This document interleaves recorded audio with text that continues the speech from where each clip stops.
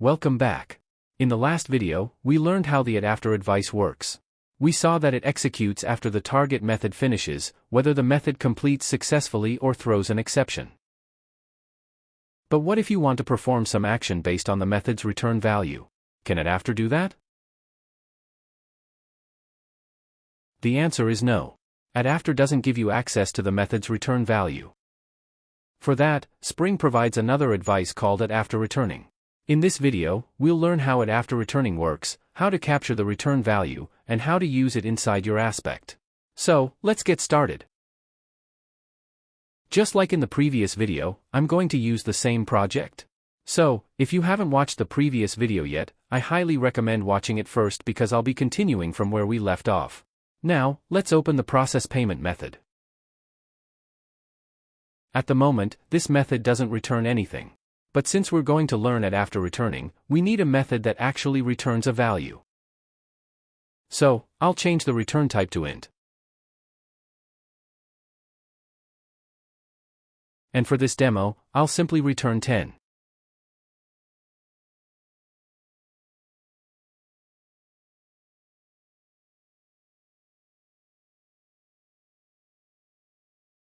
Alright, that's done. Now, let's open the logging aspect. Now, look at my screen.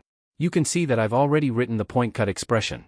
One thing to remember is that the point cut expression always follows the same syntax. It doesn't matter whether you're using before, after returning, or any other advice. And it also doesn't matter whether you're using execution, annotation, within, or any other point cut designator. The syntax remains the same. So, I'm not going to spend time explaining the point cut expression again because we've already covered it in detail across multiple previous videos.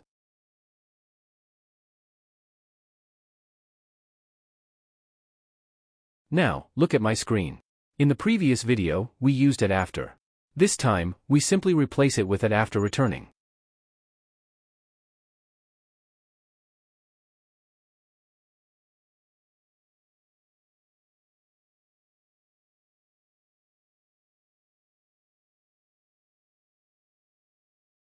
Next, inside the annotation, we add the returning attribute and give it any variable name.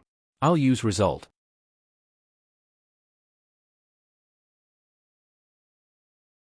Now comes the important part. In the advice method, we need to add a parameter with the exact same name. So, if the returning attribute is set to result, the method parameter must also be named result. Spring will automatically bind the method's return value to this parameter. One more thing to notice here. I'm using the object type for the result parameter. Why object? Because object can hold any return type. Whether the target method returns an int, string, list, a custom object, or anything else, object can capture it. That's why using object is a common and flexible approach in after returning advice. Of course, if you know the exact return type, you can use that type instead.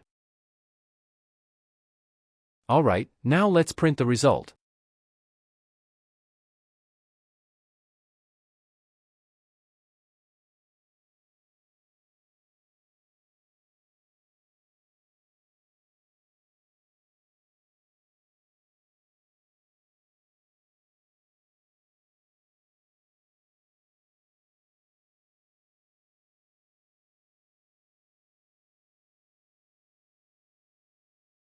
Now, let's start the application.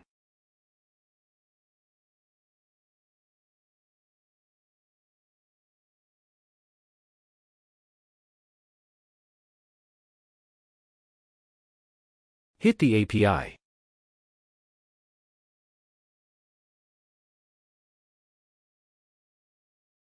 Now, let's look at the console output.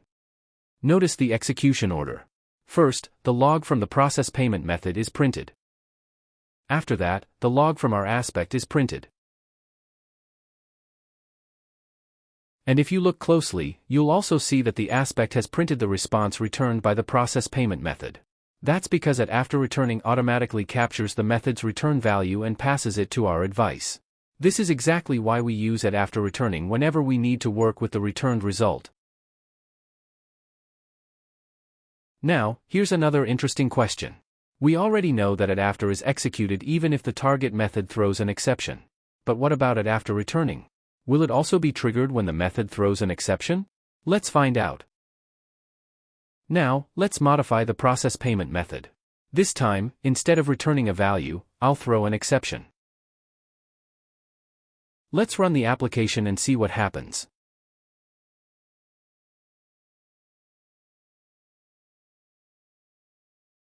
Alright, now let's hit the API again. Now, let's look at the console output. Notice what happened.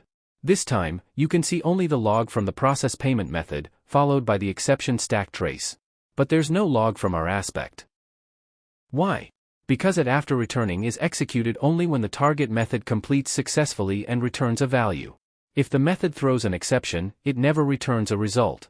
And since there's no return value, Spring doesn't execute the after returning advice. That's the key difference between after and after returning. After executes whether the method succeeds or fails, after returning executes only when the method completes successfully and returns a value. And that's it for this video.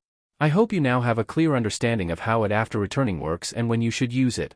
If you found this video helpful, don't forget to hit the like button, subscribe to the channel, and share your thoughts in the comments.